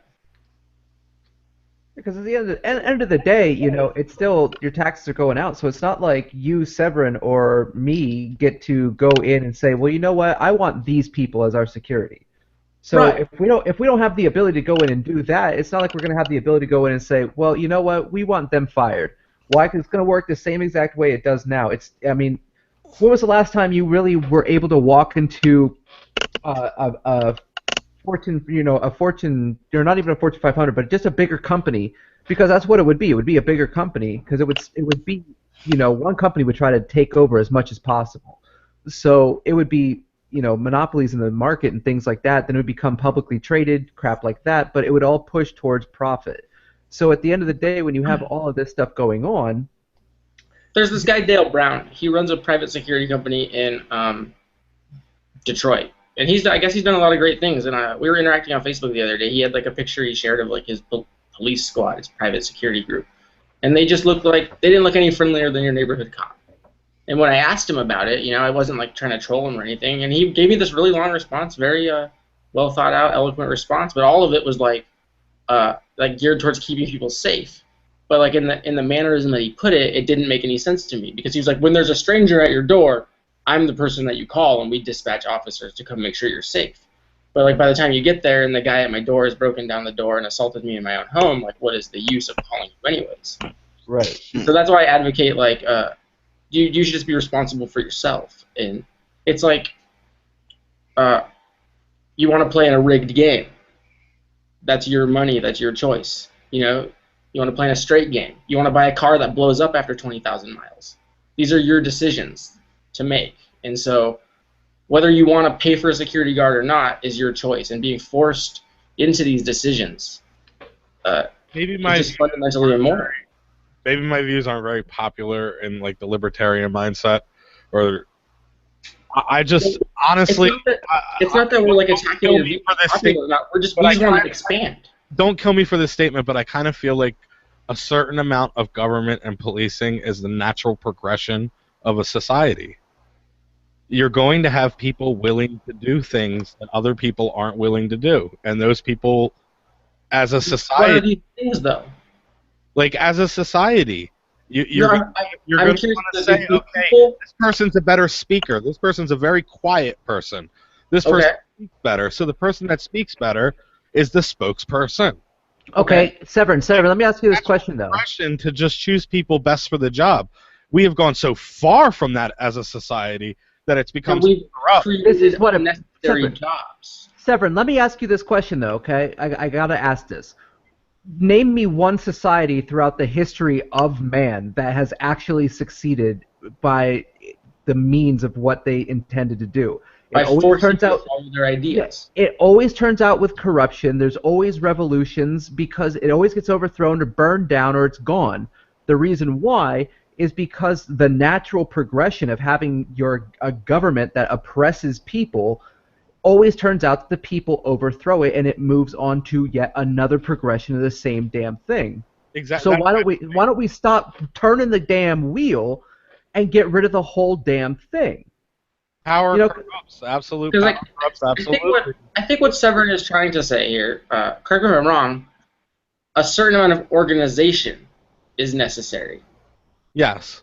And okay. Whether you government though is not organization. Whether you call it a town government or you call bad idea enforced at the barrel of a gun. Right. And so it's more so just like social chaos. But that question will always come up in a society. If we have a town together and we've agreed, okay, we're going to all contribute this to do this, and one person says they don't want to, the topic will always come up. What do we do then? You do it anyways, man. It's going to get done regardless. No, the ideas will be done. Society, as our society, we have decided that it's okay if somebody says no to our system to kill them. But if we had a town that there's still a group of people that have to decide. Society didn't decide that. Right. The government decided that and then pointed a gun at us.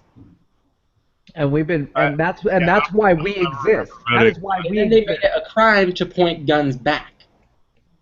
Right, and that's why we exist, because we know it's bullshit. And to say anything against it, I'm sorry. Like, I'm not attacking your views. I'm just attacking the whole concept of it. But it's not what we're about, man. Like, society can be organized voluntarily. It's not you don't need guns to build roads. You don't need guns to build schools. Good ideas will be funded. They were funded long before the income tax, and they'll be funded long after government burns to the ground. Because people need things and people want things. And when you need and you want something, you either buy it, you pay someone to make it, or you do it yourself. The first road was made by the merchant, not by the consumer. Why? Because the merchant needed to take his product to the consumer. People can't buy things they can't get to. So it's beneficial for car makers to build roads. Yep. It's beneficial for people to build roads. It's beneficial for people to build houses. It's beneficial for charities to exist. These things will be funded because they're good ideas.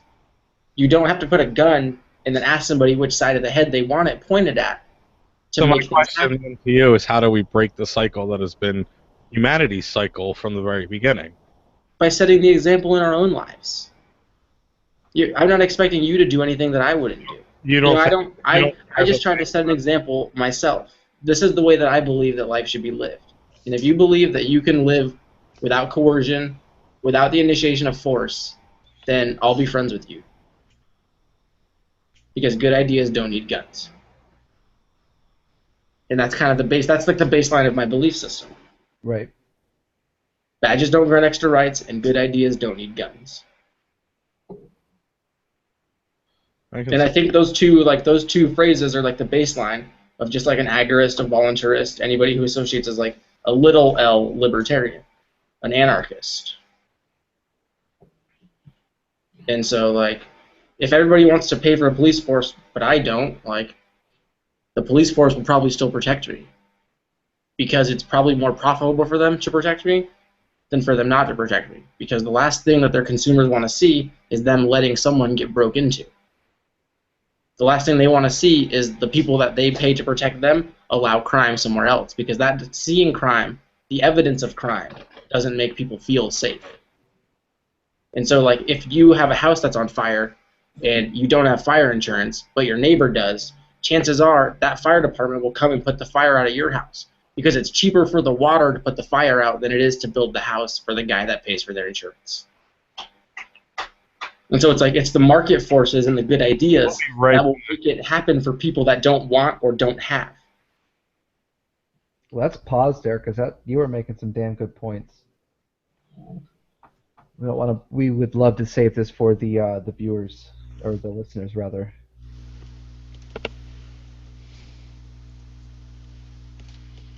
And so that's where these two competing like rap battles. We haven't even looked at Ace's post yet. We've still been digging at Josh's post. I think that a lot of the misconception in Josh's post is the confusion of policing and security, and the idea that police or somehow the government enforcement class can provide security, because we're less free with soldiers in Iraq, and we're less free with militarized police in the streets. So obviously they're not providing the security that they say they do. I'm confusing the word. You're right about this. I'm confusing the word organization with government. Right. That's exactly what. My mindset is not government. I'm thinking though it's beneficial for everyone in a society to have the people that are better at things to represent things. Like if you're the best builder, you should have a say on how a building gets built. Like But you know what else you should be doing? You shouldn't just be telling people what buildings should be built and how they should be built. You should be teaching people how to build them. Yeah, exactly. Eventually, you're gonna not be capable, or you're gonna be dead.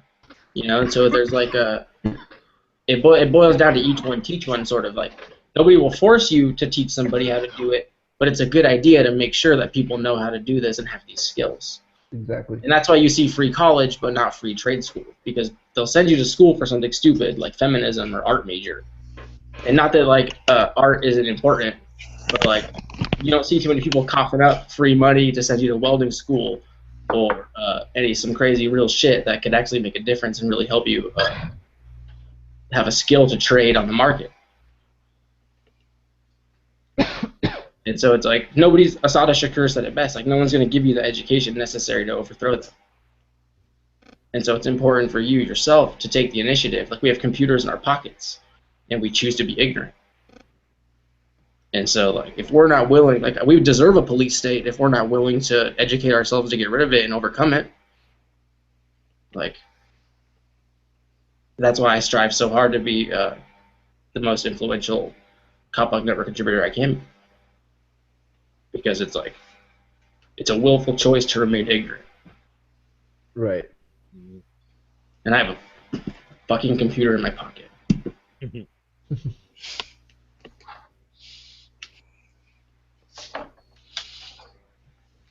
So let's look at Azo's post. So let's see what Azo's response to Josh was. Yeah, actually, Matt had read that post, and he was going to come in with that response.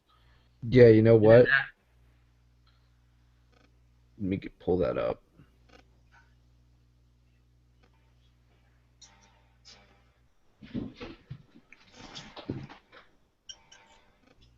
I unfortunately didn't get deep into his. Some stuff came up. I'm gonna hit this dab, so I'm gonna mute my mic. All right. Hey, Matt, we're just going to drop the phone security story. And the that's fine. Tracking innocent people. We'll end with I hated being a cop. Okay. And Brian. I'm listening. You're familiar with that story, right? You did that story. I hated being a cop. Yeah, I'm familiar with it. All right. We're gonna wrap this up when we come back, and we'll jump into that to end things. So Cool. we're in our last segment, so we have like 9 minutes left. Right on.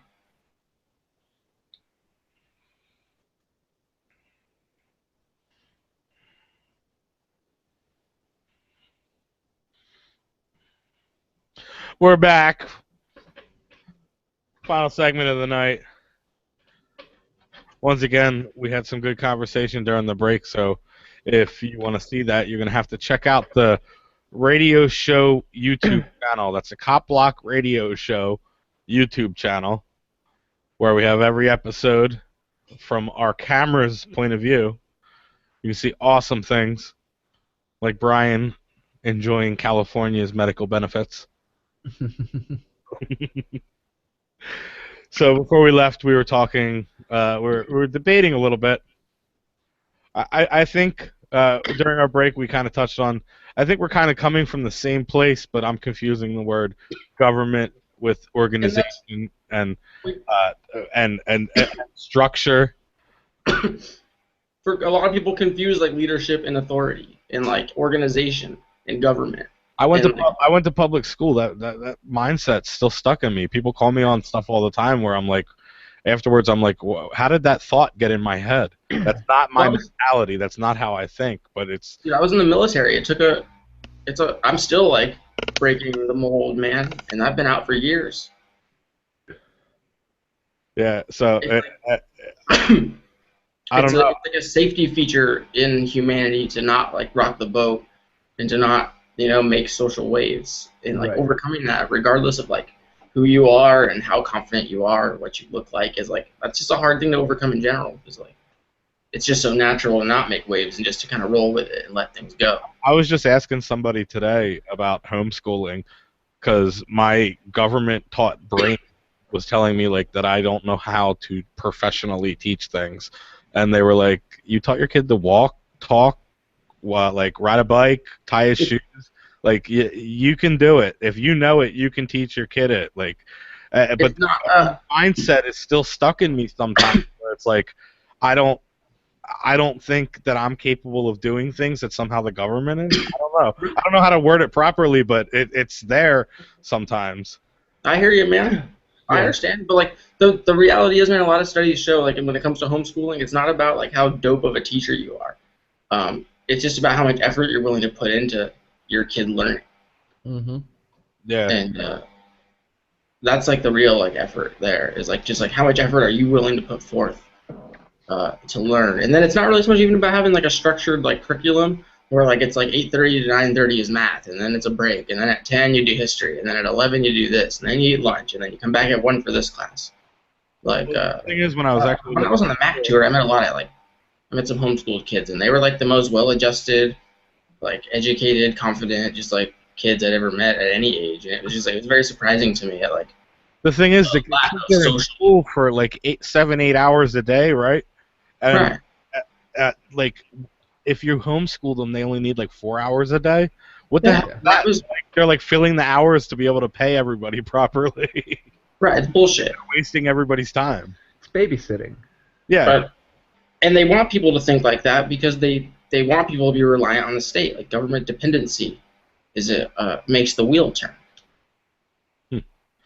Yeah, like it's stupid little stuff too. Like my son got in trouble because everybody was drawing like an octopus in class, and he decided to draw SpongeBob instead.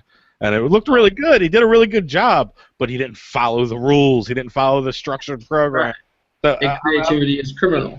Yeah, stupid little things, and it's like I could teach him at home and teach him to encourage that mindset, like encourage bolster that creativity and let it grow into something else. It's like exactly. I did terrible in school because I was just like so far ahead of the book that like I just was bored. That's what I felt like, and like I passed all my tests with like no questions asked. Like I was a straight A student. The teachers couldn't figure out why I never would pay attention to them because I was bored. They put me in advanced classes and I was still bored because half the school day is meant to kill time. Yep. It like didn't interest me. None of it. It was just boring to me. Let's get back to topic. We only have a few minutes left in the show. Yeah, we had one last story that we wanted to go to OT about other shit if we need to. Go ahead, Brian. What the last story for the night is from a cop's point of view.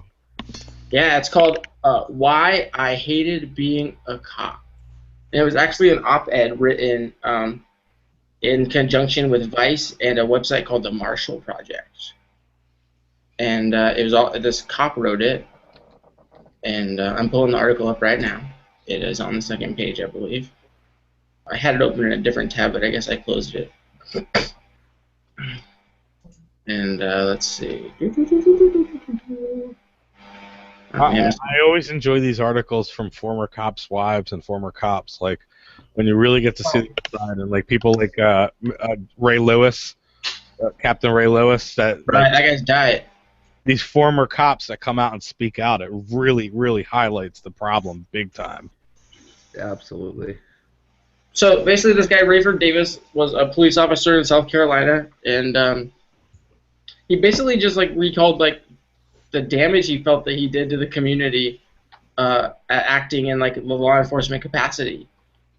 And he talked about like running security for drug raids and how they would prey on people for simple narcotics busts, and it's like criminalizing the drugs was more damaging to the community than just like letting people use drugs. Right. And he really wanted. He said he wanted to be a cop. Like it says, like the idea of putting on a police uniform and a badge brought joy. Law enforcement seemed like a natural fit. And so he really felt at home like when he started out. Like his family were like servants. His mom was a school teacher, so she was an educator, and his father was a nurse, so he was like a healthcare professional. And so he grew up in a family where like helping people was natural. And so like becoming a police officer was kind of the natural choice for him. Like, well, I want to protect people. I want to help people. Both of my parents do things that are beneficial for society in his mind, Yeah. And so then he became a cop, and he felt like, it was just legally harmful to be like kicking down doors and locking up juveniles, and like their only options were really like the drug world, just because of the environments that they grew up in. And after he quit, he joined Law Enforcement Against Prohibition, or LEAP, and they're a nonprofit group of law enforcement officers that are focused on drugs. How long was he actually operating as a police officer? I think he was on cop for like 12 years or something like that. Let me look and see if it says, but I believe he was an officer for 12 years. Wow. But he remembers he just like basically talked about like the terror that the police caused, and like all about like victimless bullshit over drugs and stuff, and just because of like the neighbors were poor or like high crime neighborhoods. And then like to hear like from like the first hand perspective of like a law enforcement officer, and like so often they're so quick to be like drugs are the reason why I became a cop, and I think if we get drugs off the street, like everything will be better. But then like some of the cops are coming out and saying like that's bullshit, like this is more damaging to the communities. than just letting people own themselves and letting people choose what substances to put in their body. Like, the state violence is worse for the communities than the drugs. And, like, that's true because, like, freedom is always going to be the healthier option. That's just logical. Absolutely, you're absolutely hitting it on the head.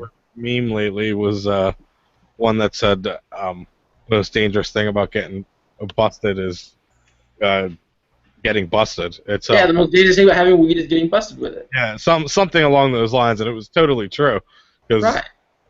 Or like the little comic, it's like, weed will ruin your life. And it's like guys smoking weed, and like cop arrests him and then throws him in jail. And then it's like, we don't hire criminals. And then it's like him homeless, and he's like, I told you it would ruin your life. But it was really like, you ruined my life. First time I experienced a jail cell was because I was on probation over something stupid like a bowl.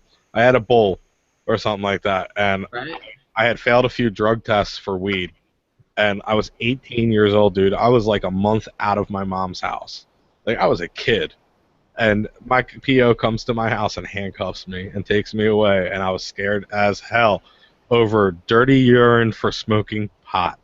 Like, dude, I did nothing to nobody. I was a full-time employee in the town. Like, I was just I just got my own apartment. I was doing my own thing, and that was my first brush with law enforcement, big time, was being handcuffed for smoking pot. And that's the but that's just like how it's more damaging to have the state come and like take you away from your house. You know, like I wrote I reposted an article actually. Well, not really a repost, but like kind of reposty, kind of not really. I don't know. I borrowed from an article and then like wrote my own comments in it too. And it was kind of like an op-ed like response article where those cops said it was absurd that this lady got caught smoking pot behind the police station. Brian. While she was waiting for her friend to get her car back from the impound. We're at the top of the show, Brian. I want to make sure everybody knows where to find everybody. Thank you for joining us tonight. We definitely would love to have you back for another show. Yeah, definitely. This is Copblock Radio Show on YouTube.